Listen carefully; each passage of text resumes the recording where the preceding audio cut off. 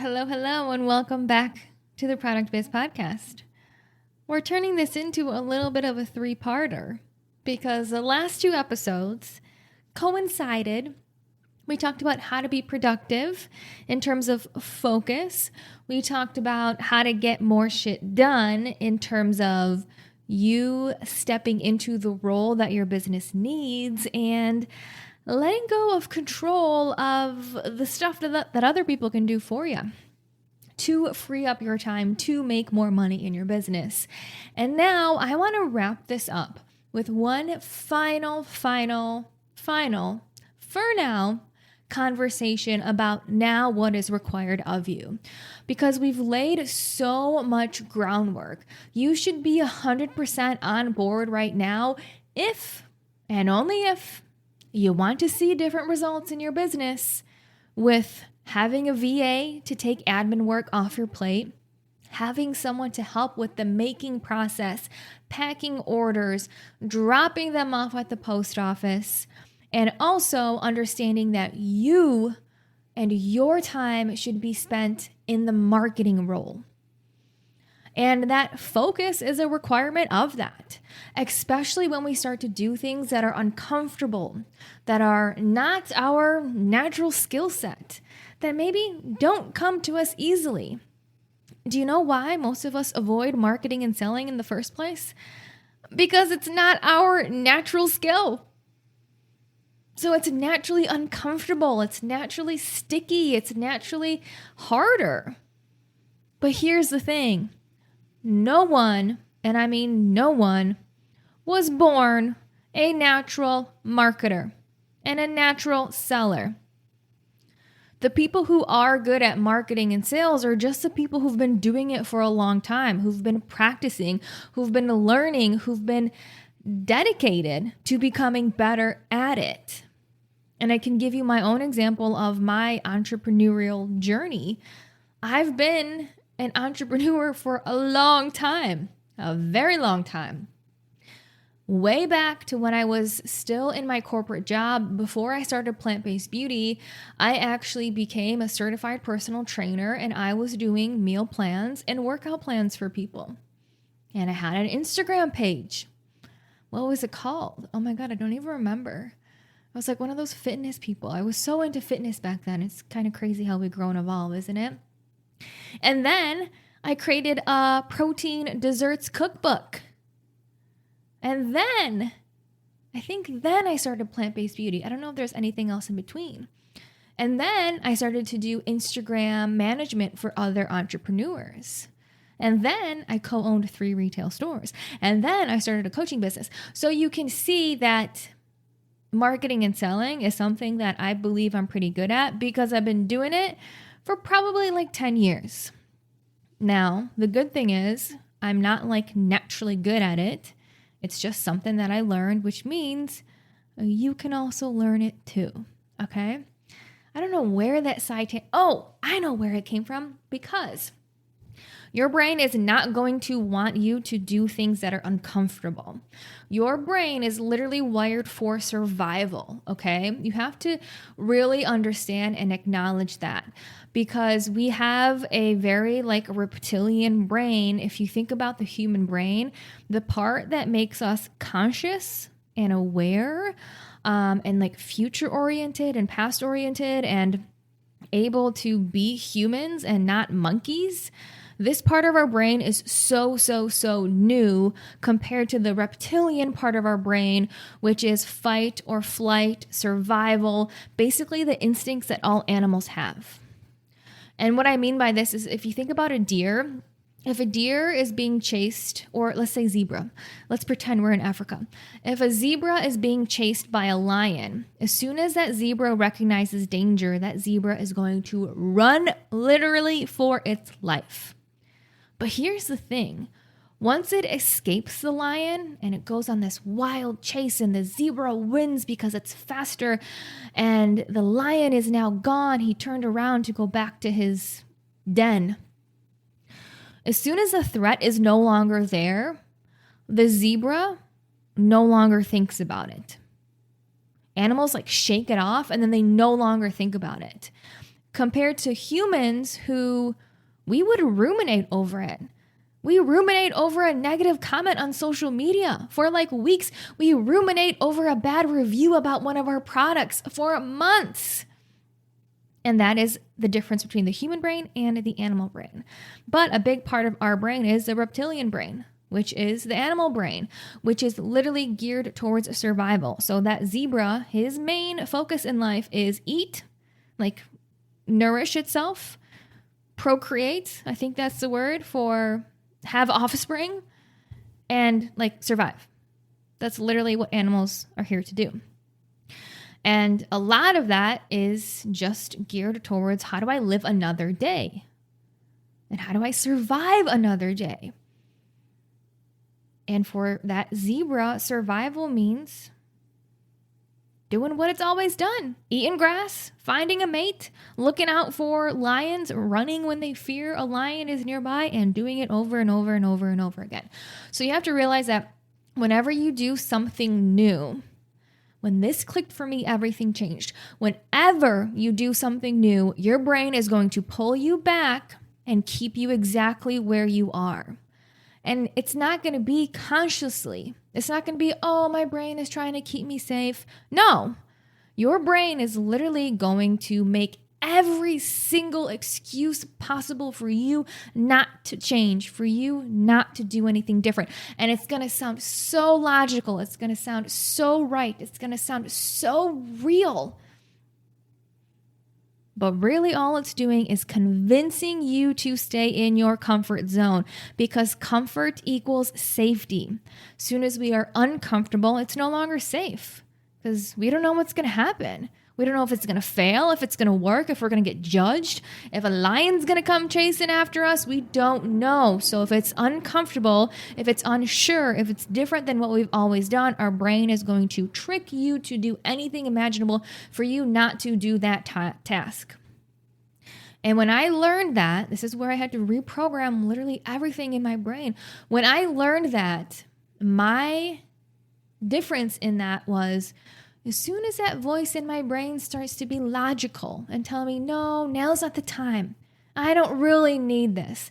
Maybe I can figure it out on my own. As soon as that logical voice comes in that most people think is truth, but I know is my brain keeping me small and wanting to keep me safe. As soon as I hear that voice, I do the opposite of what it says. And it's a testament to me of not letting myself go back to my comfort zone and to always go forwards and to always prove to myself that when I do scary things, it turns out okay. I think a lot of people are afraid to do uncomfortable things just because they haven't done enough uncomfortable things. Once you do a few uncomfortable things, it's like, okay, nothing scares me anymore. Nothing. Absolutely nothing. Like, sure, I might get a little nervous or a little this or that, but I'm like, I can handle anything in my business, anything in life. It's not a big deal. Because when you start to actually put yourself in uncomfortable situations, you realize the only thing that was causing the fear was the stories on loop in your brain. Nothing in actuality ever materializes. So the only thing to be scared of is to listen to your brain and to play small because of what it says. Crazy, right? So when you start to do the marketing that we talked about, it's going to feel uncomfortable. Your body's going to fight it. Your brain is going to be like, no, just go back to creating. Just make the products. Come up with another new one. I promise this is going to be what changes your business. Or another market, just one more. And it's an active battle for you to not fall back into that trap. 100%. And it's only, you're the only person who can decide to do that. But here's the other trap that happens when I tell people and talk to people about marketing. And we talked about a few places where you should be the one learning and becoming a master of it. And those are things like Instagram. You should 100% be learning and mastering marketing and selling on Instagram, Etsy, Faire, store outreach, a website that really converts and is just an awesome website. Those are 5 key areas that you should be spending majority of your time to grow your business. But what I want to spend this episode talking about is how that doesn't mean do all of them at once and do all of them right now. This is where you get to practice a new level of discipline in terms of choosing one of those projects and allowing yourself, giving yourself the time and grace to actually master it. Now, this is what we do in Product Biz Academy. When my members join during our kickoff call, we talk about a couple different components in terms of choosing a project that is going to generate money, because your business needs money to survive. So we have to choose one of those projects, and I have a few more that I mentioned in PBA, in order to generate more money in your business. And then the beautiful part of PBA is you have all the instructions on how to do it at your leisurely fingertips on your laptop. And we also choose a secondary project, which is a back-end project, which is not customer-facing, but still required for the business in terms of labels, photography, getting your bank accounts set up, LLC, all that fun stuff, which is also necessary, but there has to be a revenue-generating project that is worked on majority of the time so your business has the money to survive, right? So that's what we do in Product Biz Academy. And that's how I highly recommend for you to run your business. Instead of having these 5 projects or 6 projects or 7 projects or different ideas, I want you to choose one and do whatever it takes to become a master at the craft of whatever that project is. Because most people will jump from project to project to project to project. Ooh, well, this person said website SEO is what I need. Ooh, this person said that Facebook ads is what I need. Ooh, this person said a welcome email sequence is what I need. Ooh, this person says I need Instagram. All in a matter of like 2 days, we've flopped to 4 different projects. 4. And then what happens? Each of them gets 10% done or 5% done. Nothing gets done to completion. And of course, there's no results from it. So I want you to choose your project, and your project is complete when it's a machine, when it's working, when you've learned how to optimize it, and it's not going to be something that happens in a matter of 2 days. It may not even happen in 2 weeks. It may not even happen in 2 months. But what's the opposite? What's the other choice? The other choice is to go back and do what you've always done, which obviously probably isn't working out for you, okay? So when you have this project that you are deciding to be committed to, the level of discernment that you have to have is when new ideas creep up, because they're gonna happen, they're gonna come up, either from you or from other people, or when you get bored, or when you need a dopamine hit, or when quote unquote things just aren't working because you've given it 3 days and it's still not leading to sales. When either one of those happen, you need to have the discernment to know that you are working on this project until it yields results. Every single one of those projects, every single small business owner can see massive results in it if you know the strategy. And this is where I get really caught up with people, because they think these things won't work for them. Etsy doesn't work for me. Instagram doesn't work for me. Store outreach doesn't work for me. One of 2 things. Either your strategy is broken in terms of how you're doing it, or number 2, you're not giving it the right attention that it needs, the right level of discipline to bring it and yield it to results.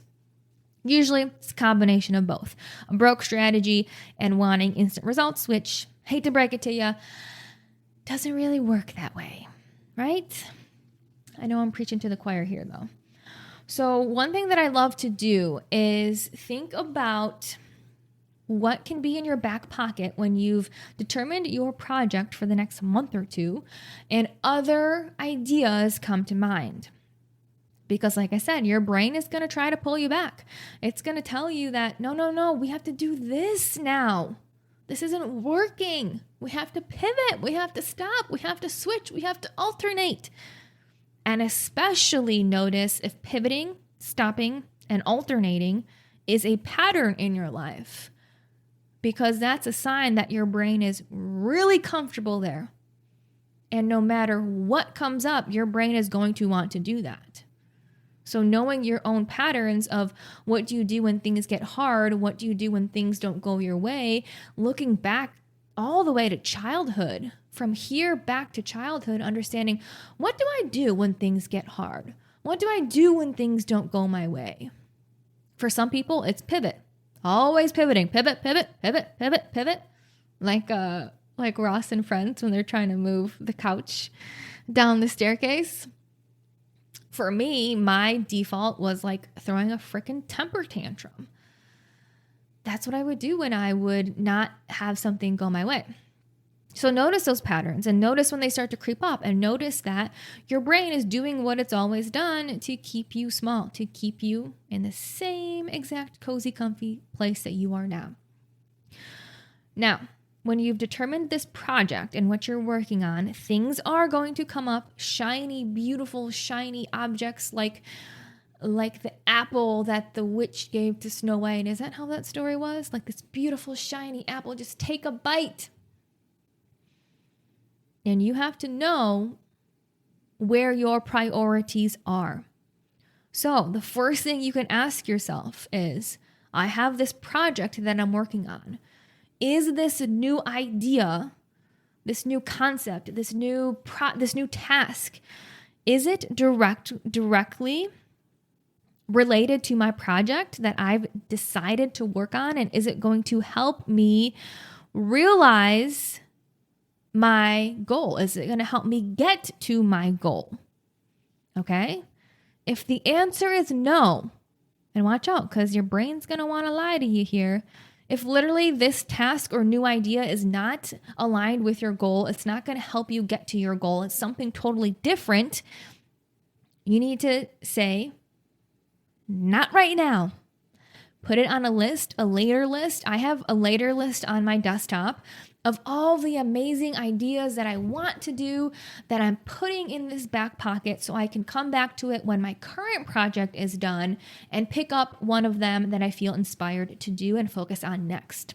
The beautiful part of this, a lot of the times I come back to this later list and I'm like, I'm so glad I didn't start this when I first had the idea, because I really don't want to do it anymore. And I could have spent so much time veering in this other direction, and I'm so glad that I didn't. So put it somewhere else and come back to it. Have it be your motivation to finish this project, because you got a whole other list of fun things that you can work on once this one is done. Okay?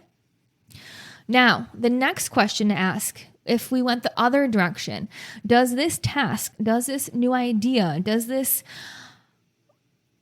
get me closer to my goal with this project? If the answer is yes, then you need to ask yourself, do I need to do it? Can my virtual assistant do it? Ooh, if it's something simple that you can create instructions on that your VA can do, beautiful. Give it to her. If it's not something that a virtual assistant can do and it's required for you to do it, the next question is, how can I get this done faster? Who can I learn from? Who can I leverage? Who's been there, done that can show me the ropes? Because the other option is for you to watch a billion YouTube videos where everyone is saying contradictory things and to figure it out yourself and to wonder if what you're doing is even right.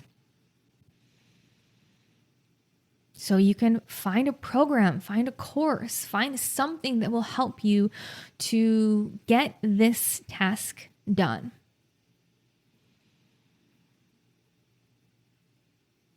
So you can delegate it.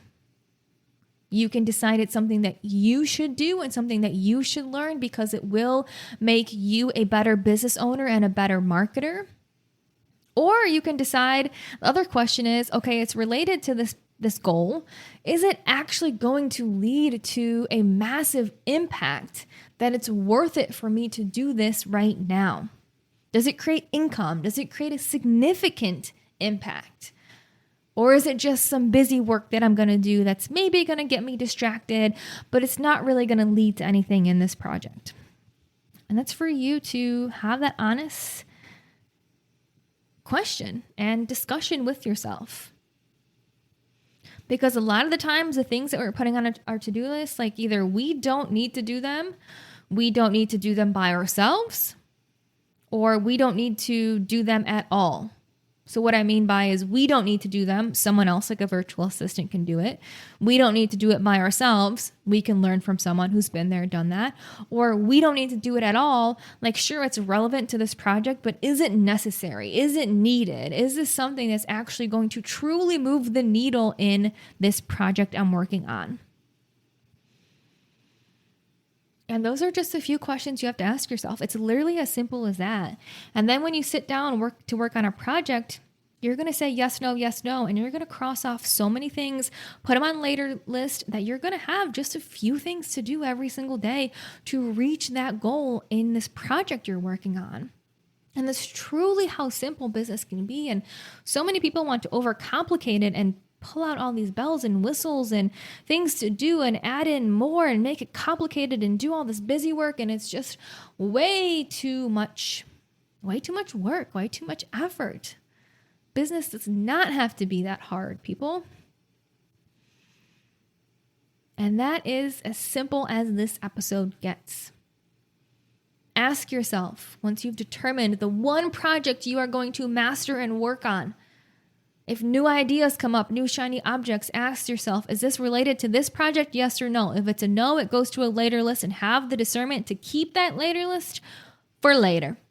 If it's a yes, can you delegate it? Can you delete it? Or is it time that you learn it and master it and become skillfully mastered at this task, this skill at hand? And this is how you start to get shit done. This is how you work like 4 to 5 hours per day or even less.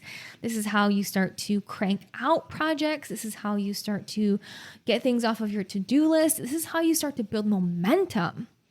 And that momentum leads to results, and those results lead to growth.